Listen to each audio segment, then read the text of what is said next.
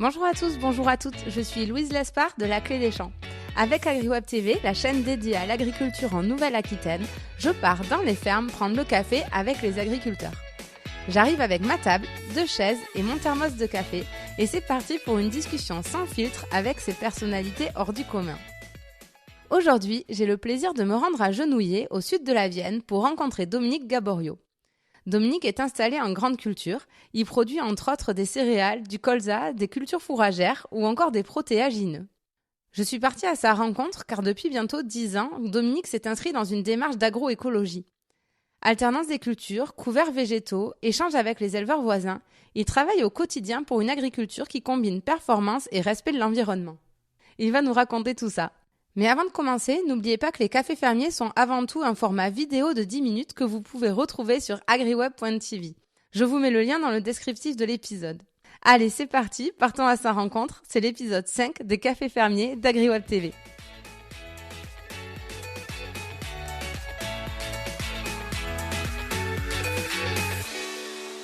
Bonjour Dominique. Bonjour. Merci beaucoup de me recevoir chez toi. Pour démarrer, est-ce que tu voudrais un thé ou un café ? Un café, Allez. s'il te plaît.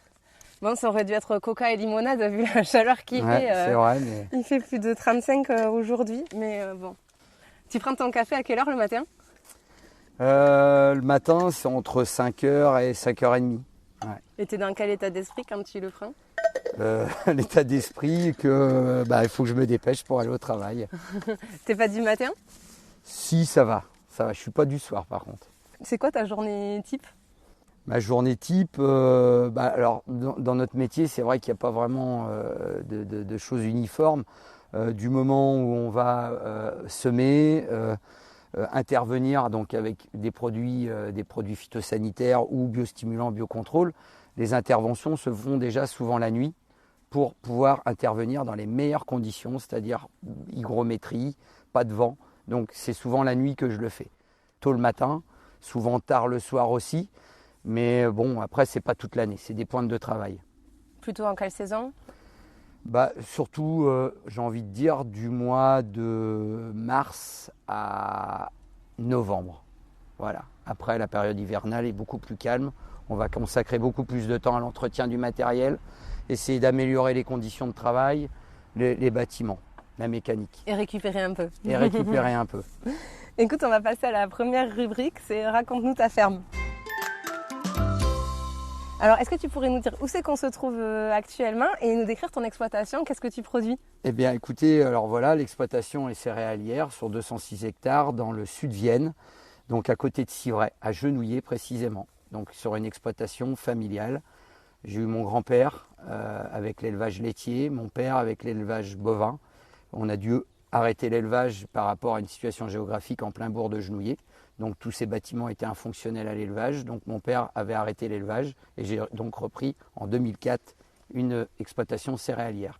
Alors ça a été quoi le déclic pour toi de reprendre l'exploitation ? Ça a été naturel ou... Le déclic, pas tout à fait. Alors passé beaucoup de temps avec mon père étant jeune, donc passionné par les tracteurs, conduit le tracteur très très tôt, conduire les tracteurs avec les remorques de céréales pendant les moissons, participer aux travaux des champs. C'est pour ça qu'il y a plein de tracteurs chez toi. Je mettrai des vidéos, mais c'est vrai qu'il y a j'en ai jamais vu autant. On est deux sur l'exploitation, mais c'est vrai que les tracteurs, il y en a quand même plusieurs. Maintenant, le système céréalier a été choisi dès le départ. Voilà. Et toi, ça s'est fait dans la continuité ? Dans la continuité, ouais. Oui, dans la continuité. Tu t'es jamais dit que tu allais faire autre chose ? Non, on a à un moment hésité à partir sur une autre voie. Et je suis revenu dans le cursus scolaire au niveau agricole pour reprendre un cycle apprentissage et voilà qui m'a amené à m'installer quand mon père est reparti à la retraite. Voilà, on n'a jamais été installés tous les deux en même temps. Ok. Et on a été la matinée ensemble là parce que tu as été lauréat de la Fondation de l'agriculture durable de Nouvelle-Aquitaine. Est-ce que tu peux nous raconter ce que tu mets en place sur ton exploitation ? Enfin, quelle est ta démarche pour que tu aies été lauréat de ce prix ? Eh bien, tout d'abord, la démarche, elle a démarré dès l'installation en 2004, justement où j'évoquais qu'on avait perdu l'élevage par rapport aux circonstances. Et j'ai voulu réintroduire l'élevage, alors d'une façon sous forme de partenariat. Donc j'ai été chercher en fait des éleveurs pour qu'on puisse trouver des solutions du donnant-donnant, comme on dit. Donc ça a commencé par des échanges paille-fumier. On avait des prairies, donc on a trouvé des éleveurs pour nous prendre l'herbe sur pied. Donc on a échangé l'herbe de prairie contre du fumier. Et dans un second temps, on s'est rendu compte qu'on avait des périodes creuses entre deux cultures, par exemple entre un blé et un tournesol. Donc un blé qu'on récolte au mois de juillet et un tournesol ou un maïs qu'on va semer au mois d'avril. Donc le premier constat, c'est qu'on voyait des adventices prendre la place. La nature n'aime pas le vide, donc on a subi ça, alors mécaniquement ou chimiquement, pour détruire toutes ces mauvaises herbes. Donc on s'est dit, mais pourquoi pas implanter.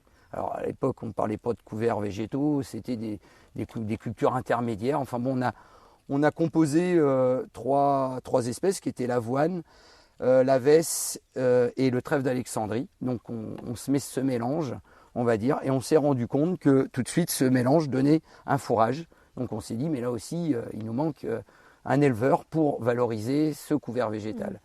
Donc on a eu un moutonnier là près de chez nous, une dizaine de kilomètres, qui a aujourd'hui 900 moutons et où il lui manquait de la surface pour la pâture ou des problématiques de nourriture. Donc on lui a offert nos couverts végétaux. Donc aussitôt, il a compris qu'il pouvait parquer électriquement nos couverts végétaux sur nos parcelles. Il a à la charge, bien sûr, la surveillance et la mise en place des clôtures. Moi, j'ai l'obligation d'implanter un couvert végétal qui lui permet d'alimenter ses moutons. Donc entre nos deux cultures, comme j'ai évoqué ça tout à l'heure, où le couvert végétal va pouvoir se développer du mois de juillet, la plantation. Un couvert végétal, qu'on comprenne bien, parce que qu'est-ce que c'est concrètement? C'est de l'herbe? En fait, c'est des espèces qui vont être complémentaires, qui vont me permettre à moi par des légumineuses, capter de l'azote de l'air pour la restituer au sol, donc nourrir mon sol, structurer le sol. Donc on a commencé à remplacer le métal par la racine.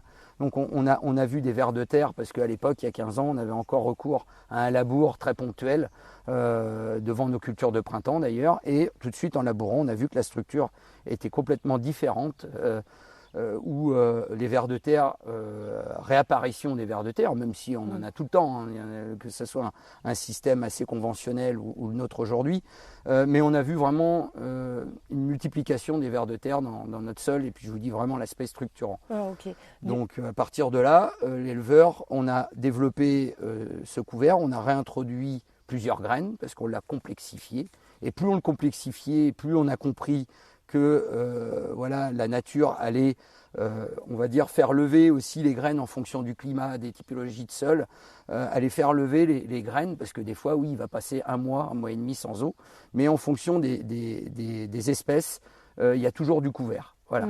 Donc ça permet aujourd'hui de nourrir entre 400 et 500 brebis tous les ans. Du coup, dans ce que tu nous parlais, il y a deux choses. Il y a le travail avec l'élevage. En fait, c'est une des bases d'une agriculture durable. Finalement, j'avais interviewé Jean-Louis Perrault, qui est spécialiste de l'élevage. Il racontait ça, que le problème de l'agriculture aujourd'hui, c'était la spécialisation des fermes que en culture ou que en élevage. Et donc toi, c'est ça, tu as essayé de réintroduire le cercle vertueux entre culture et élevage. C'est ça que tu as essayé de faire. C'est ça, de réintroduire de l'élevage, parce que je pense que c'est vraiment le meilleur équilibre pour la pérennité de nos exploitations. La matière organique animale est là pour redonner de la nourriture au sol, pour que le sol redonne de la vigueur à nos céréales. Donc toute cette partie oligo-éléments, la partie du biotope. Donc aujourd'hui, je me vois mal cultiver sans avoir à un moment une trace d'élevage. Oui, parce que finalement, le fumier des vaches, il n'y a pas meilleur presque fertilisant pour les cultures, c'est ça? Bien sûr. Et après, vice-versa, c'est ce que tu nous racontais, que les cultures, nous par exemple sur le blé, on mange que les grains, on ne mange pas la tige, donc l'élevage permet de recycler finalement ça aussi. Exactement. C'est ça qu'on appelle le cercle vertueux. Exactement. Très bien.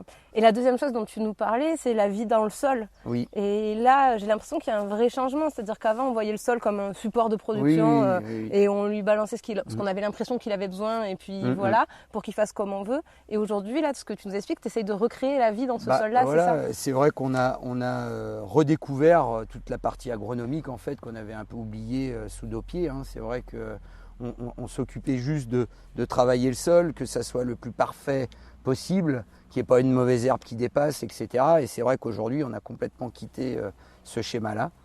Maintenant, j'ai l'impression que ce système est plus résilient en soi. Par contre, Là, tu emploies des termes hyper techniques et tout ça, ça complexifie beaucoup le travail de réfléchir avec le vivant et pas contre, entre guillemets. Oui, c'est vrai c'est complètement un autre schéma. Donc j'insiste bien, beaucoup de formations préalables, depuis 10 ans. On estimait ça entre 20 et 30 jours de formation par an. Donc à la fois avec des experts agronomes qui nous ont permis vraiment d'avoir une ouverture d'esprit, un déclic à un moment. Et c'est là qu'on a dit, mais c'est là qu'il faut aller, quoi. Il n'y a pas d'autre moyen. Et aujourd'hui, je ne reviendrai pas en arrière. C'est sûr qu'il n'y a plus de charrues sur l'exploitation. Il y a plus, nous, l'obsession, c'est de couvrir les sols. Voilà, de régler les problématiques de l'érosion, réintroduire donc l'élevage. Donc on a revu tout le schéma. Et je crois que tu travailles avec des apiculteurs aussi. Oui, alors on a trois apiculteurs qui nous répartissent à peu près 90 ruches sur l'exploitation. Donc c'est vrai qu'à la fois avec l'introduction de la luzerne, l'introduction des couverts végétaux, l'introduction, le colza qui était présent et qui est encore présent. Donc toutes ces plantes permettent d'alimenter, on va dire, de la nourriture pour les abeilles toute l'année. Et du coup, tu nous parlais de rotation des cultures aussi. Tu as complexifié ça également, je crois que parce que la PAC impose de plus en plus quand même cette rotation. Déjà, est-ce que tu peux nous expliquer pourquoi et nous dire toi ce que tu fais en plus? Oui, c'est vrai que la PAC, premièrement, par un aspect réglementaire, a imposé la rotation, mais on a été au-delà. On a compris plus on allait avoir de différentes cultures avec des alternances, à la fois de dates de mise en terre, de désherbants aussi également, donc ce qui nous permet aussi de moins en mettre du fait qu'on ait plusieurs cultures et la nature n'aime pas les cycles réguliers. Constamment. Parce qu'en fait, si tu as toujours la même culture pour qu'on comprenne bien sur le même champ, les ravageurs, ils ont le temps de s'installer. Les ravageurs, ils ont compris que tous les ans, il allait y avoir l'adventice exactement pareil, donc des résistances face à des produits phyto, dont des désherbants. Donc aujourd'hui, on a réintroduit des pois de printemps, donc de la luzerne, de la févrole, du sorgho, du soja, donc des prairies, ça, donc destiné pour les éleveurs. Du tournesol, du maïs, même en culture sèche, vous voyez, donc la rentabilité, on ne calcule plus la marge à la culture, mais la marge à l'exploitation. Oui, parce que quand tu es en période de couverts végétaux, j'imagine que là, c'est pas du tout le plus rentable pour toi. Alors, c'est vrai que c'est un investissement supplémentaire, mais qui est très compliqué à estimer. Et le retour sur investissement, alors on en est convaincu. Il se fait sur plusieurs années, forcément. Même la réintroduction des matières organiques animales, il n'est pas systématique comme l'application d'un produit de synthèse où le résultat est direct. Donc il a fallu être très patient et le sol, aujourd'hui, je pense, nous le rend bien. Donc c'est un travail de longue haleine. Donc ça fait 15 ans qu'on a intégré des couverts végétaux sur l'exploitation et je pense que réellement ça fait 5 ans où le retour sur investissement est en train de se faire. Donc c'est vraiment le long terme. Et il y a 15 ans, quand tu as démarré ce type de pratique, comment le voisinage t'a regardé un peu, ou les autres agriculteurs un peu comme un Indien, non? Le voisinage, mon salarié, mon père, ça a été un peu compliqué parce que ils n'ont pas fait les formations avec moi, forcément. Mon père avait un schéma et il était tout à fait respectable. C'est celui-là qu'on lui avait appris de faire. Mon grand-père, il a fallu nourrir l'après-deuxième guerre mondiale, donc ce défi il a été relevé. Et aujourd'hui, c'est vrai que c'est un autre schéma agricole qui est en train de se mettre en place avec l'aspect environnemental. Moi, je suis mieux dans mes baskets, entre guillemets, dans ce schéma-là, que celui-là de mes parents, mais que je respecte complètement parce que le défi n'était pas le même qu'aujourd'hui. Là, tu nous as expliqué tout ce que tu mettais en place. C'est quand même d'une certaine complexité. Est-ce que ça a diminué la dose de produits phytosanitaires ou de pesticides qu'on appelle aussi, que tu utilises, pas tant que ça? Est-ce que tu n'en utilises plus du tout? Comment ça se passe? Non, alors on est encore dépendant à partir du moment où par contre on a appris comment les introduire et surtout s'en passer. Donc aujourd'hui, le colza par exemple, le plan de compagne, donc on introduit une févrole avec un colza qui va permettre la captation donc d'azote naturel de l'air pour la restituer à la fois sur le colza et surtout sur la culture d'après, qui va également protéger le colza au niveau parasitisme. Tout ça nous permet réellement de diminuer les applications phyto, mais nous sommes encore dépendants comme nous sommes dépendants, quand nous sommes malades, d'aller chez le médecin et de passer par la pharmacie pour se soigner. Donc moi, je ne laisserai pas mes cultures dépérir, c'est mon gagne-pain. Mais par contre, j'utilise les produits comme nous, on utilise des médicaments, des antibiotiques à bon escient. Est-ce que, quand tu dis à bon escient, déjà, ça veut dire quoi que aujourd'hui, quand même, on maîtrise mieux voilà, il faut doser à telle période, enfin, il faut en mettre à telle période, à tel endroit de la parcelle. Beaucoup plus précisément, on les utilise. Voilà, c'est de la précision, c'est de la rigueur. Aujourd'hui, l'engrais, c'est pareil. Il y en a qui vont travailler avec des satellites, d'autres des drones. Moi, j'ai un appareil sur le tracteur qui photographie au moment du passage d'engrais les plantes pour savoir si elle en a besoin ou pas. On appelle ça la réflectance des plantes. Donc, on va envoyer un message à mon épandeur d'engrais et qui va appliquer l'engrais dans la parcelle. Ouais, non, mais on est dans une autre dimension maintenant quand même. Ouais, mais on fait ça depuis 5 ans, 5-6 ans. Et c'est vrai qu'aujourd'hui, c'est des moyens qui nous permettent réellement de faire des économies et d'homogénéiser les parcelles. Est-ce que tu penses que tu pourrais un jour te passer complètement de produits phytosanitaires, ou est-ce qu'on va réussir à les diminuer jusqu'à un certain seuil, ou vraiment, parce que comme tu dis, quand un champ de tomates est malade, c'est quand même, désolé du terme, de le laisser crever en entier. Peut-être que des fois, il vaut mieux traiter de temps en temps. Comment tu vois le truc ? Il est compliqué. La nature, nous, on ne travaille pas sur des petites surfaces comme du maraîchage ou de la vigne, où il est peut-être plus simple. Et encore, c'est un domaine que je ne connais pas, donc je ne peux pas me permettre de m'avancer. Mais nous, à l'échelle d'un territoire, sur 2 ou 3 communes, donc il est très compliqué pour moi aujourd'hui, dans un système de non-travail du sol, de me passer de produits chimiques. Ouais. Très compliqué, mais en tout cas, comme nous, il serait très compliqué de se soigner avec des plantes médicinales, tout simplement. Je me compare souvent avec le végétal. Voilà, on est 6 milliards aujourd'hui, on va être 9 dans pas longtemps. Et comment mettre en place un système, garantir un niveau de production, garantir, on voit bien avec le schéma actuel, que ça tient un fil. Donc il suffit d'un conflit à l'échelle planétaire pour déstabiliser. Donc il faut quand même assurer un minimum de garantie. Tu nous dis, oui, je ne me vois pas, quand là je préserve mes sols, ne pas utiliser de produits phyto quand il y a besoin, à l'inverse du bio où ils n'utilisent pas de produits chimiques, mais parce qu'en fait, ils ont un passage mécanique sur le sol, voilà. C'est ça ? Voilà. Alors, ces 2 schémas se complémentent très bien. Nous, on s'inspire beaucoup de ce que font les bio. Les bio s'inspirent aussi de ce qu'on fait dans l'agriculture de conservation. Donc, on a tous à apprendre des uns et des autres, et on est dans des schémas qui sont complémentaires, mais surtout pas dans l'opposition. Oui, et puis on voit qu'il n'y a pas de modèle parfait. Non. Parce que le bio, on le voit, même s'il n'utilise pas de produits chimiques, le tracteur, il doit passer beaucoup plus souvent que dans ce qu'on appelle en conventionnel ou chez toi en conservation des sols.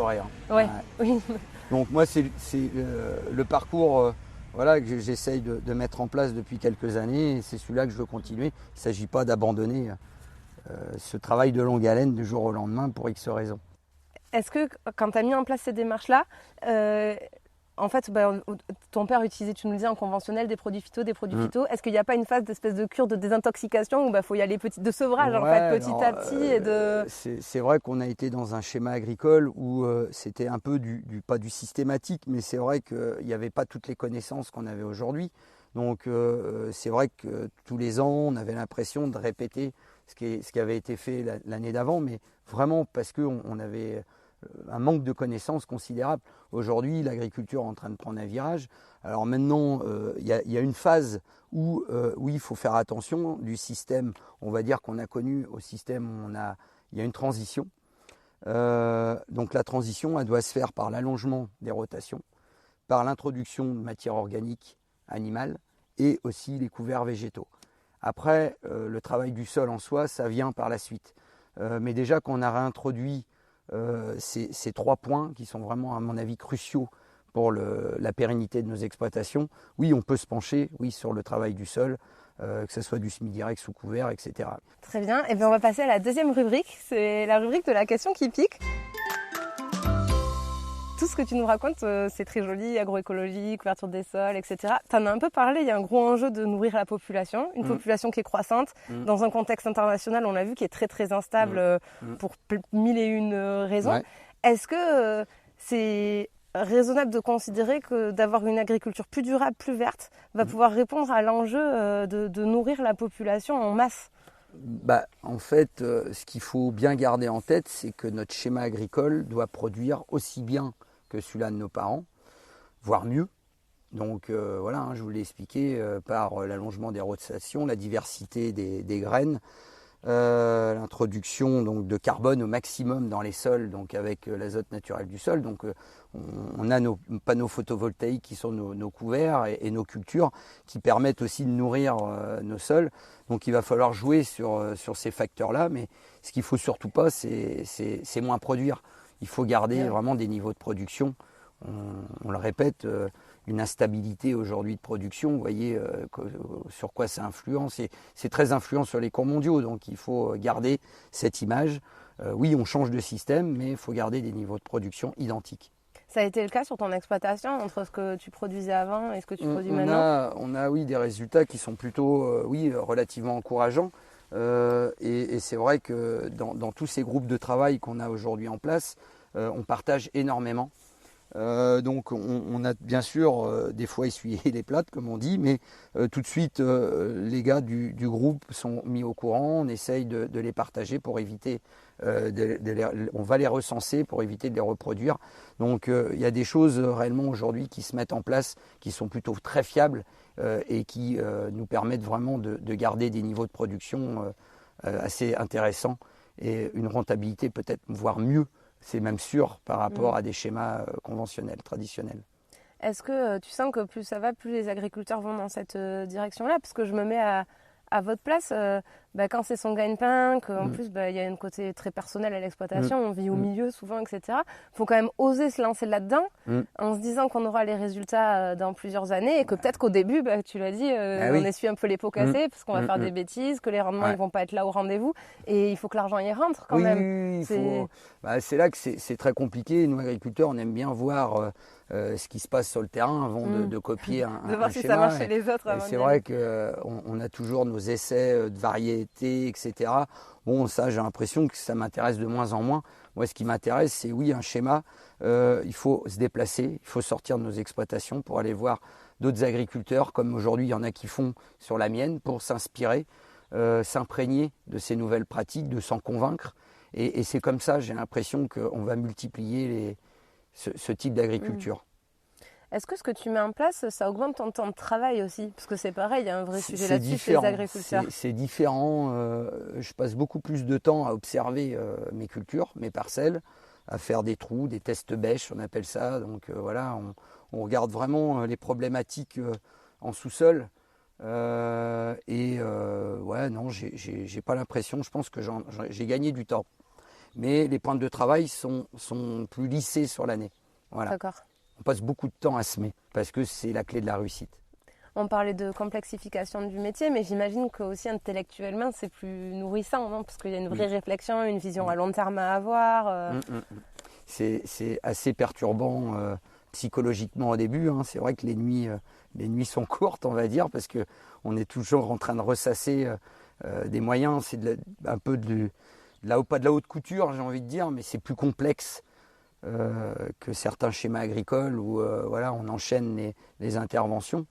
Mais en tout cas, c'est beaucoup plus passionnant, c'est de l'adrénaline, c'est vraiment d'autres sensations. Et là, on a un bon exemple sur les 3 mois qui sont passés. Il y a eu un épisode de grêle. Là, on est en plein épisode de sécheresse. Est-ce que ces pratiques agroécologiques, ces pratiques durables, elles s'adaptent à ce changement climatique? En fait, de moins travailler le sol, il est vrai que on a moins de problématiques d'assèchement parce que c'est vrai qu'aujourd'hui, travailler le sol, on perd toute la porosité, on déstructure ce que la nature essaye de faire. C'est vrai qu'on s'inspire de la forêt, personne n'intervient dans la forêt et vous voyez, la nature s'y développe et n'a pas besoin d'intervention de l'homme. Donc c'est vrai qu'on a tendance à prendre un peu aussi de ce schéma-là, mais en tout cas non, on a moins de problématiques au niveau sécheresse, même si on le subit, mais de ne pas travailler le sol va permettre d'avoir plus de réserves utiles pour nos cultures. On l'a dit là, pour terminer, tu as été lauréat là, du concours de l'agriculture, de la Fondation d'agriculture durable de Nouvelle-Aquitaine. Tu as eu un prix national aussi. Pourquoi tu participes à ces concours et est-ce que ça permet finalement de faire savoir au grand public que les choses elles évoluent ? Je pense que c'est primordial aujourd'hui, alors pas de participer à des concours, hein, parce que franchement, la Chambre d'agriculture, connaissant très bien le pôle innovation, connaissant très bien l'exploitation, m'a dit écoute, c'est vrai que ça serait un moyen de communiquer, tu peux participer, après voilà, on verra. Et je m'attendais pas à ça, oui, en effet. Alors bon, c'est vrai que ça fait plaisir, ça réconforte aussi qu'on est peut-être sur le bon chemin, mais en tout cas oui, ça permet aussi de communiquer parce que je pense que c'est important, comme je vous l'ai dit, ce schéma agricole, on ne l'apprend pas à l'école. On l'apprend sur le terrain, c'est nous agriculteurs qui l'écrivons aujourd'hui sur les livres. Demain, c'est peut-être grâce à ça que l'enseignement agricole va changer, va être bouleversé parce que ça partira de là. Hein, c'est comme l'éducation, c'est des tout petits comme on dit. Et je pense que ça fait partie de notre métier aujourd'hui de pouvoir communiquer. Et oui, d'avoir participé à ces concours me permet aujourd'hui, vous voyez, de vous parler et de diffuser ça après. Ouais. Oui, qui voudra l'entendre en tout cas. Je ne sais pas si des gens extérieurs au métier se rendent compte que le métier d'agriculteur aujourd'hui il est si complexe. Quoi. Là on est sur Bac+5, Bac+10 agriculture. Quoi. C'est simplement de l'exigence aussi avec soi-même et puis des convictions. Quoi. Donc, et quand on voit que ça marche, on a envie de progresser. Et ton père aujourd'hui il voit ça de quel œil 15 ans plus tard ? Au début ça a été compliqué de voir ces champs avoir une autre tournure, hein, de semer des blés dans des févroles, de semer des blés dans des repousses de colza, de voir des moutons débarquer au mois d'octobre, des cultures qu'il n'avait plus l'habitude de voir depuis mon grand-père, on va dire, où on avait un peu spécifié les hectares avec du colza, du tournesol et ça s'arrêtait là. Maintenant, aujourd'hui, oui, il a compris que ça marchait, parce qu'il voit bien qu'il y a du blé quand même qui rentre tous les étés, et des niveaux de rendement comme on a, je pense, et ça, ma comptabilité peut en parler aussi, des niveaux de rendement qu'on n'a jamais atteints historiquement. Et tous les ans, la courbe, elle est croissante, donc on est capable de tout revoir, de tout refaire, de tout remettre à plat, et vraiment d'augmenter, voire d'aussi bien, enfin de faire aussi bien, voire d'augmenter la production. Bon, mais écoute, on va passer à la dernière rubrique, c'est la boîte à questions. Je t'ai amené 3 boîtes. Je vais te laisser choisir celle que tu voudras. Ok, allez. N'aie pas peur, ça va bien se passer. Ça va pas me sauter dessus. Non, je t'ai encore mis de serpents. Je te laisse lire ou... Non, vas-y, tu peux y aller. Hop, le conseil. Très bien. Et quel conseil tu donnerais à un agriculteur qui voudrait se lancer ? Le conseil, donc pour s'en convaincre déjà, oui, alors d'intégrer des groupes de travail, hein, tels qu'on a intégré nous les groupes Défi et Cofito il y a une dizaine d'années, d'être accompagné, de consacrer et de sacrifier du temps, voilà, sur l'exploitation, à partir en formation tel qu'on a pu le faire. Et de ne pas rester seul. Voilà, et de ne pas rester seul, ouais. Exactement. Eh bien, merci beaucoup pour ton accueil, Dominique. Merci à toi. Et puis pour l'ombre de ton jardin, parce qu'une dernière, il y avait de l'air. Et je pense que j'ai été gagnante par rapport à si j'étais restée à Bordeaux cet après-midi. Au plaisir. Donc encore merci, à bientôt. Merci à vous. Et voilà, c'en est fini pour cet épisode de la série Les cafés fermiers d'AgriWeb TV. Si vous voulez en savoir plus sur notre agriculteur ou notre agricultrice du jour, n'hésitez pas à vous rendre sur le site internet d'AgriWeb TV, agriweb.tv. Nous avons enregistré une vidéo de 5 minutes en même temps que le podcast. Vous pourrez donc mettre un visage sur une voix, mais aussi voir les images de l'exploitation. Et puis surtout, vous pourrez découvrir plein d'agriculteurs d'exception en Nouvelle-Aquitaine. Je vous dis à très vite pour une nouvelle pause café chez les agriculteurs.